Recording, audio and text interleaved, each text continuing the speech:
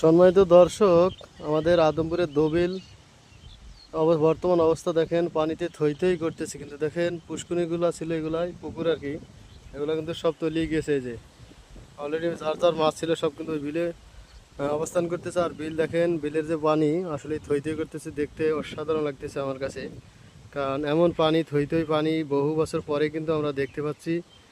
আর এরকম পানি, নতুন পানিতে গোসল করার মজাও কিন্তু খুবই একটা আলাদা, অনেক মজা। গোসল করতে পারলে বুঝতে পারবেন। আর দেখেন কত পানি, ওই বিল এই বিল প্রায় ছুঁই ছুঁই অবস্থা।